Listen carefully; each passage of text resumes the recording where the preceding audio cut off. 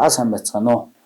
За та бүхэнд ажил мэргэжлийн нийгмийн сүлжээ маркетинг хичээлийн 4 дахь сэдвийг танилцуулж байна. Тэгэхээр 4 дахь сэдэв маань социологи дахь сүлжээний ямар онолууд байна вэ гэдэг энэ талаар бүгдээрээ өнөөдөр ярилцсан. За өмнөх хичээл дээр бид хүн ялангуяа нийгмийн тэр сүлжээний онолын хөгжлийн талаар ярилцаж байсан. Тэгэхээр социологи дахь сүлжээний онолууд маань нийгмийн сүлжээний онолын хөгжилд бол ихээхэн нөлөөлсөн ийм онолын чиг хандлагууд байдаг. Өнөөдөр социологи дахь шинжлэх ухааны энэ ялангуяа нийгмийн сүлжээний үзэл баримтлал бол бүхэл бүтэн парадигмын түвшинд яригддаг. Тийм учраас бид хүн социологи дахь сүлжээний онолуудын талаар энэ удаагийн хичээлээр авч үзэх юм байнамаа. За сүлжээний талаар энэ социологийн шинжлэх ухааны онолуудыг авч үзэхдээ үндсэнд нь бол хоёр үндсэн чиглэлээр гэдэг юм да авч үзэж болох юм. За эхний чиг хандлага бол социологи дахь тэр уламжлалт хандлагуудад тийм ээ уламжлалт үзэл баримтлалд сүлжээг хэрхэн авч үзэж тайлбарлаж байсан юм бэ? Ямар байдлаар сүлжээний үзэл баримтлал хөгжиж байсан бэ гэдэг энэ талаар авч үзье. За тэгэхээр хамгийн анх 1890-ад онд Германы томоохон социологч Фердинанд Кёнес бол сүлжээний талаар авч үзсэн. Гэхдээ энэ сүлжээг авч үзэхдээ ерөнхийдөө нийгмийн бүлэгтэй уялдуулж авч үзэж тайлбарлсан байдаг. Нийгмийн бүлгүүд нь үнэт зүйл, итгэл үнэмшлээ хуваалцдаг хувь хүмүүсийг холбож байдгаа гэдэг ийм санааг бол дэвшүүлсэн. За үүний цаана бол ерөнхийдөө энэ нийгмийн бүлгийн дотоодод өрнөж байгаа тэр харилцааны цаана хувь хүмүүсийн тэр сонголтууд, итгэл үнэмшил тэр үнэт зүйл бол явж идэг юм аа.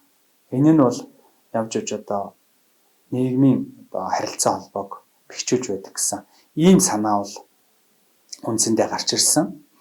За хоёрдугаарх үндсэн нийгмийн сүлжээг авч үзэж тайлбарласан чиг хандлага бол Эмиль Дюркхеймийн бүтээлд бол нийтлэг туссан байдаг.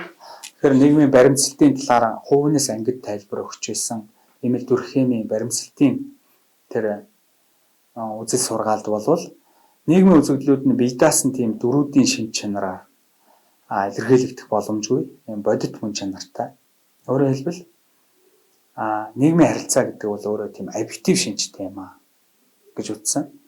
Тэгэхээр энэ объектив шинж гэдгийн цаана тодорхой хэмжээгээр хувь хүний үзэл бодлоос үл хамаарсан тийм албадлагын нөлөөлөл хэм хэмжээ бол оршиж байна гэдгийг бол Эмиль Дюркхейм бол тодтогч гаргаж ирсэн. Орчин үеийн нийгмийн сүлжээ ч гэсэн өөрөө хувь хүнээс үл хамаарсан ийм шинжтэй байдаг. Гэхдээ хувь хүмүүсийн үзэл оролцооны дүнд хөгжиж байдаг. Ийм онцлогтой юм байна. За түүнчлэн социологийн сонгодог төлөөлөгчийн нэг болох Георг Зиммель 1910 онд гаргасан өөрийнхөө бүтээлд бүлгийн харьяал ба бүлгийн бүтцийн анхны тэр онолыг бол дэвшүүлж гаргасан байдаг. Сүлжээний мөн чанар, харилцан үйлчил, сүлжээний хэм хэмжээ хэрхэн нөлөөлж байгааг бас авч үзхийг хичээсэн. За үүнийгээ бол ялангуяа нийгмийн бүлгээр дамжуулж ингэж илэрхийлсэн байдаг. Ийм онцлогтой юм байна. Ялангуяа Зиммель бол энэ бүлгийн тэр хэв шинж хэлбэрт илүү их анхаарлаа хандуулж нийгмийн үйлдэлийг бол үүгээр бол дамжуулж тайлбарлахыг хичээсэн байдаг. За социологи дахь сүлжээний онол бол цаашид бол хөгжихдээ ялангуяа нийгмийн харилцан үйлдэл болон нийгмийн бүтцээр дамжуулж нийгмийн байгууламжийг ойлгоход чухал үүрэг гүйцэтгсэн бүтэц үүргийн онолын төлөөлөгчд болох Талкот Парсонсын үзлээр бол илэрч гарч байдаг. За Талкот Парсонс бол 1930-ад онд нийгмийн үйлдэлийн бүтцийн тухай энэ сургаалаа гаргаж ирсэн. Тэгэхээр нийгмийн үйлдэлийн бүтэц гэдэг бол өөрөө нийгмийн тодорхой бүтцээр дамжиж хэрэгжиж идэг гэдэг үнийг бол ээжил гэсэн ийм системээр дамжуулж одоо тайлбарлахыг хичээсэн. Өөрөөр хэлбэл хувь хүмүүсийн үйлдэл гэдэг бол adaptation буюу A, за goal буюу зорилго, за integration буюу нэгдэл, за latent буюу одоо энэ далд гэсэн ийм үндсэн дөрвөн одоо бүтцээр дамжиж одоо хэрэгжиж байдаг гэсэн ийм санааг бол Talcott Parsons гаргасан. Энэ нь бол одоо эмэл төрхийн үзэл бас тулгуурсан ийм нэг онцлогтой. За дараагийн социологи дахь нийгмийн сүлжээнд одоо онцгой үүрэг гүйцэтгэсэн үзэл баримтлал болвол Питер Блаугийн үзэл байна. Питер Блау бол 1960-аад онд бол өөрийн одоо солилцооны онлын чиглэлээр үндсэн бүтээлээ төрөвсөн. Тэгээ нийгмийн нэг жигсгүүд харилцаа холбоонд түн шинжилгээ хийхэд чухал үүрэг гүйцэтгэсэн байна. За тэгээд үүнийг бол бид хүн нийгмийн солилцооны онол гэж ингэж нэрлэдэг. За Питер Блаугийн солилцооны онолын зэрэгцээний Жорж Каспер Хомонсын солилцооны онолыг бол бид нэр энд зайлшгүй дурдах ёстой. Хүний бүлэг нийгмийн зан үйл тулгуурлаж нийгмийн тогтолцоог Хомонс авч үзсэн. За ялангуяа хувийн харилцаа нийгмээс авч урамшуулал сэтгэл ханамжаас бол илүүтэй хамаарч байдгаа гэдэг ийм санааг бол Жорж Каспер Хомонс бол авч үзээд хүмүүсийн үйлдэлийг бол үүн тулгуурлаж тайлбарлсан байдаг. За энэ талаар бол бид хүн дэлгэрүүлж дараагийн слайдн дээр мөн авч үзнэ. За социологи дахь сүлжээний онолын хөгжилд мөн хүчтэй хувь нэмэр оруулсан төлөөлөгч болвол нийгмийн бүтэц болон харилцааг системийн үүднээс тайлбарлсан Никлас Луманы системийн болон харилцааны онол байгаа. Тэгэхээр энэ Никлас Лум бол Германы одоо томоохон судлаач, системийн одоо онолын үндсийг тавигчдын нэг гэж үздэг. Тэгэхээр орчин үед бол ялангуяа энэ нийгмийн бүтцийн үзэл сургаалууд, за бүлгийн онол, бүлгийн чиг хандлагууд, за түүнчлэн системийн онолууд бол нийгмийн сүлжээний онолыг одоо бий болгоход бол онцгой хувь нэмэр оруулсан гэж ингэж үздэг.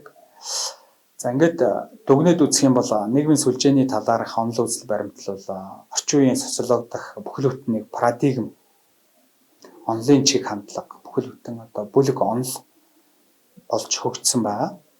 За нийгмийн сүлжээ бол шууд болон шууд бус байдлаар хүмүүсийн хооронд үүссэн нийгмийн олон талд харилцаа эхлэхээ холбоо юм гэж социологчид бол үздэг. За ингээд дараагийн слайдн дээр ялангуяа сүлжээний талаарх социологийн онолуудаас бүгдээрээ авч үзье. Тэгэхээр макросоциологийн төвшөнд бол мэдээж бүтэц үүргийн, зөрчилдөөний, систем, тогтолцооны асуудлыг авч үзсэн. Энэ онолуудыг бол бид хүн дурдж болох юм. Харин микросоциологийн хувьд солилцооны онол, за бэлэг тэмдгийн харилцан үйлдлийн онол, за түүнчлэн социометрийн онолууд, за бихүрист болон зан үйлийн тэр онолын чиг хандлагуудыг бол дурдж болно. За ингээд эдгээрээс жишээ болгоод хэд хэдэн онолын чиг хандлагуудыг авч үзье. За нэгдүгээрт нийгмийн солилцоо болон зан үйлийн чиг хандлагын талаарх онолыг авч үзье. Тэгэхээр энэ онолыг бол түрүүнд дурдсан Жорж Каспер Хомонс, Питер Блау нар бол анх үндэслэж гаргасан. За үндсэндээ хүмүүсийн зан байдлын зарчмыг бол амжилт, урамшуулал, үнэт зүйлс, эрхэмлэл, депривац, за төрөмгийлэл ба дэмжлэг гэсэн ийм нэг үндсэн 5 хүчин зүйлээр бол төлөөлүүлж авч үзсэн. Аливаа үйлдэл шагнагдах тусам давтагдгаа гэсэн ийм зүйлийг бол бид хүн нийгмийн тэр амжилт гэдэг энэ зүйлээр бол илэрхийлдэг. Өөрөөр хэлбэл тодорхой нэг нийгмийн гишүүн маань үйлдэл хийгээд тэр нь одоо амжилттай болвол тийм ээ дахин давтаг хийх ийм урамшууллыг бол бий болгож гэдэг гэсэн ийм санаа бол байгаа. За хэрвээ өмнө нь тухайн урамшуулал тодорхой нөхцөлд явагддаг байсан бол хүмүүс тэр нөхцөлийг бол одоо дахин хангахыг бол ингээд зорж байдаг гэсэн ийм санаа бол гаргасан байдаг. Өөрөөр хэлбэл амжилттай болсон тэр үйлдэлээ бол хүмүүс дахин давтан үйлдэж байдаг. За 3 дугаарт тэр хэрв шагнал урамшлын хэмжээ их байвал түүнийг авахын тулд илүү их зардал бол хүмүүс гаргахаас бол буцдаггүй гэсэн ийм нэг зүйлийг хэлсэн байгаа. За ингээд дөрөв дэх үндсэн зүйл бол энэ депривац байгаа. Хүний хэрэгцээ хангагдсан цагт тэрбээр түүнийг хангахын тулд аль болох одоо бага хүчин чармаалт тавьж эхэлдэг гэсэн ийм санаа. Өөрөөр хэлбэл хүн тодорхой нэг үйлдэлийг дахин үйлдээд байх тусам түүнээс авах одоо сэтгэл ханамж бол үндсэндээ сэтгэл ханамжийн түвшин нь багасдаг гэсэн ийм санааг илэрхийлсэн байна. За ингээд дараагийн нэг үндсэн онцлог бол төрөмгийлэл ба дэмжлэг гэсэн ийм зүйл байгаа. Хэрвээ хүсэн хүлээсэн урамшууллын оронд гэм шийтгэл амсвал үйлдэл хийж буй субъект одоо уур хилэн урам хуурах байдал одоо идэвхтэй ажиглагддаг гэсэн ийм зүйлийг бол Жорж Каспер Хомс болон Блаугийн зэс сургаалт бол нийтлэг авч үзсэн байдаг. Тэгэхээр үүний цаана чухам юу яригдж байгаа юм бэ гэж. Тэгэхээр альва нийгмийн гишүүд бол тодорхой нэг үйлдэлийг хийхдээ ямагт юм урамшил буюу одоо шагнал авч байдаг тийм. Энэ урамшил шагнал нь дахин авах энэ нөхцөлд бол тодорхой хэмжээгээр сэтгэл ханамжийн түвшинг бол бууруулж байдаг гэсэн энэ зүйлийг л хэлээд байгаа юм. Өөрөөр хэлбэл нийгмийн харилцааны цаана ийм нэг схем бол байж болох юм аа. Энэ нь хувь хүмүүс цаашлуул бүлэг бүр цаашлах юм бол одоо нийгмийн харилцааг бол үндсэнд нь бол зохицуулж болох юм аа гэсэн ийм санааг бол нийгмийн солилцооны болон зан үйлийн онолд суйрлан одоо бид хүн тайлбарлаж болох юм. За явж эдгээр нийгмийн солилцоо нь бол өөрөө нийгмийн сүлжээг бий болгож байдаг тийм ээ. Нийгмийн харилцааг бий болгож байдаг гэсэн ийм нэг чиг хандлага байгаа. За дараагийн бас нэг онцлог бол ялангуяа нийгмийн сүлжээ бол хүмүүсийн сэтгэл хөдлөл, зан төлөвийн онцлог, за сэтгэл зүйн нөхцөл байдлаа тулгуурлан тодорхой нийгмийн гишүүд бүлэг хэсэгтэй харилцаа холбогдох. Энэ үйл явцыг бол чиглүүлж идэг. Жишээ нь нийгэм судлаачдын сэтгэл судлаачдын үзснээр бол холерик болон сангвиник зан төлөвт хамаарах хүмүүсийн нийгмийн харилцаанд тогтвортой биш боловч амжилттай байдаг болвол флегматик болон меланхолик зан төлөв бүхэн хүмүүсийн нийгмийн харилцаа нь тэр бүр амжилттай биш боловч харьцангуй юм тогтвортой байдаг гэсэн ийм судалгаа бол байдаг. Үүнээс үзэхэд бол ялангуяа нийгмийн харилцаа нь нийгмийн гишүүдийн бас зан төлөвтэй шууд уялдаатай болох нь бол харагдаж байна. За ингээд дараагийн слайд дээр шилжиж. За дараагийн слайдд бол бүтэц үүргийн онолын талаар авч үзэж тайлбарлсан. Эмил Дүрхэм, Талкот Парсонс, Роберт Кинг, Мертон гэх мэт эдгээр судлаачид бол бүтэц үүргийн онолын томоохон одоо төлөөлөгчд.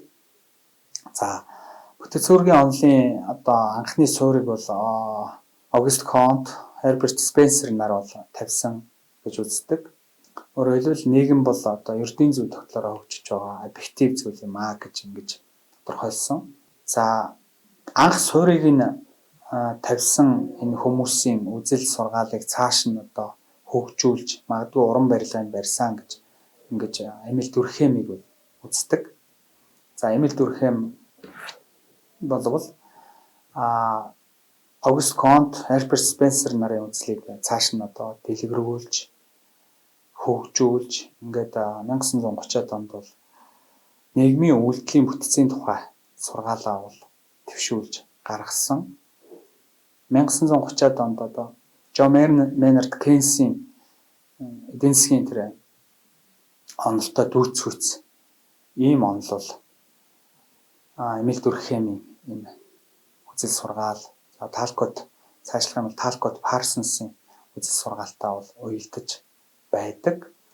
За социологийн онолын болон судалгааны хөгжилд одоо шийдвэрлэх үүрэг гүйцэтгсэн энэ функционал шинжилгээг бол тухайн үеийн томоохон одоо социологч болох Талкот Парсонс, Роберт Кинг, Мертон нарыг бол хийсэн гэж ингэж үздэг юм аа.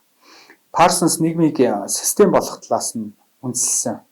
Нийгэм бол тодорхой бүтэц болон үйлдэлийг аль алиныг нь агуулсан ийм онцлог систем маа гэж ингэж үздэг. За хожим нь Никлас Луман буюу системийн онолыг бол Никлас Луман орчин үеийн сүлжээний онолын одоо үндэс суурь болгож гаргаж ирсэн байгаа. За Никлас Луманы энэ системийн онол бол ерөөсөө системийн суурь, үндсэн шин чанар болон түүний бүрэлдэхүүн эсгүүдийн нэг бүрчлэн авч үзэж тайлбарласан байдаг. Системийн хэсгүүд нь өөр хоорондоо харилцан хамааралтай, эмэг цэгцтэй байдаг. Систем нь бол тогтвортой, тэнцвэртэй байдлыг хангах юм чадвартай байдаг. Систем нь тогтвортой байдлыг хангахын зэрэгцээ эмэг цэгцтэй өөрчлөлтөд орох юм чадвартай байдаг. За мөн системийн нэгж хэсгийн мөн чанар нөгөө хэсгүүдтэй бол нөлөө үзүүлэх чадвартай байдаг. За систем нь хүрээлэн борчноос зайгаа барьж хил хязгаараа хадгалж хамгаалж байдаг. За мөн хуваарлт болон интеграцчлал нь системийн тэнцвэрт байдлыг хангах үндсэн суурь болж өгдөг гэж ингэж үздэг. Систем нь орчноос зайгаа хадгалахын зэрэгцээ бүхлийн хэсгүүдтэй харилцаанд орж өөрчлөлтөнд орох хандлага хийгээд хүрээлэн борчны олон талт байдлыг хянах ийм чадвартай байдаг гэж ингэж үздэг. Тэгэхээр орчин үеийн энэ нийгмийн системийн онол бол нийгмийг бүхэлд нь тогтолцоо болгож авч үздэгээрээ онцлог юм. Тэгэхээр нийгмийн нэгж хэсгүүд, нэгж элементүүд тогтолцооны бүрэн бүтэн байдлыг хангахын тулд чухам ямар үйл ажиллагаа явуулж байдаг талаар системийн онолд бол наривчлан авч үзснээрээ орчин үеийн нийгмийн сүлжээний онолын үндэс суурь бас болж өгдөө гэж ингэж үздэг. За нийгмийн сүлжээний онол өнөөдөр нэлээд яригдах боллоо. Тэгэхээр нийгмийн сүлжээний онолын судлах зүйл бол социал бүтэц, нийгмийн уялдаа холбооны объектив хэлбэрийг үндсэнд нь ойлгож байна. За судлаач Барри Вельманы тэмдэглэснээр бол сүлжээний шинжилгээ бол энгийн хатлан хамгийн хүчрхэг ойлголт болох социал бүтэц тогтолцооноос эхэлдэг юм гэж ингэж үздэг. За ийм социал бүтцийг судлах нэгэн хялбар гэдэг юм уу арга зам бол нийгмийн гишүүдийг холбож байгаа тэр уялдаа холбооны хэлбэр загварыг шинжлэх явдал юм гэж ингэж үздэг. За ингээд тухайн ойлголтын хүрээнд ялангуяа газар нутгийг холбосон хүмүүсийг бит байдлаар холбосон телефон буюу утсан харилцаа, гэрээ хэлцэл гэх мэт хууль эрх зүйн холбоосууд, за цусан ба садан төрлийн, за төрчлэн ах дүүс, за хамаатан садан гэх мэтийг илэрхийлэх биологийн тэр харилцаа холбоо, за итгэл үнэмшил, үнэт зүйлс, соёл зэрэг эдийн засгийн бус оюун сэтгэлгээний холбоо, за өмчлөлийн болон эрх мэдлийн зэрэг олон төрлийн харилцаа холбоог бол нийгмийн сүлжээнд бол багтааж ойлгож байна. За сүлжээний социолог дах онолын чиг хандлагуудыг бүхэлд нь аваад үзэхэд нэг ийм чиг хандлагууд харагдаж байна. За өнөөдөр бол ялангуяа энэ сүлжээний онолыг авч үзэхдээ социолог дах тэр бүлэг, хувь хүмүүс, нийтлэг, за нийгмийн харилцаануудыг бол тос бүрд нь авч үзэж эдгээрийг хамтын тэр интеграц, нэгдэл, уялдаа холбоо чухам ямар юм утга учир бүхий тэр хүмүүсийн зан үйл яаж ямар үйлдэлээр нэгтгэгдэж, зангидагдаж байна гэдэг энэ бүгдийг бол бид хүн эргцүүлж зайлшгүй шүүн тунгаах ёстой. За ингээд та бүхэнд дараах асуулт болон даалгаврыг хүргэе. За нэгдүгээр сүлжээний онолын хөгжилд хувь нэмэр оруулсан социолог, зан үйлийн шинжилгээ ухааны төлөөлөгчдийн үндэслэл баримтлалыг харьцуулж түн шинжилгээ хийж үзээрэй. Хоёрдугаарт ажил мэргэжлийн зөвлөгөөнд өмнө дурдсан сүлжээний онолууд ямар үүрэг гүйцэтгэж болох вэ? Яагаад гэдэгт хариулт өгөөрэй. За гуравдугаарт хөгжлийн бэрхшээлтэй иргэдийг нэгтгэх сүлжээ, за байгууллага эсвэл институт байж болох юм. Ямар хэлбэртэй байж болох вэ? За энэ талаар та бүхэн маань эргцүүлж тодорхой жишээ бэлдэж ирээрэй. Ингээд та бүхэнд амжилт хүсье.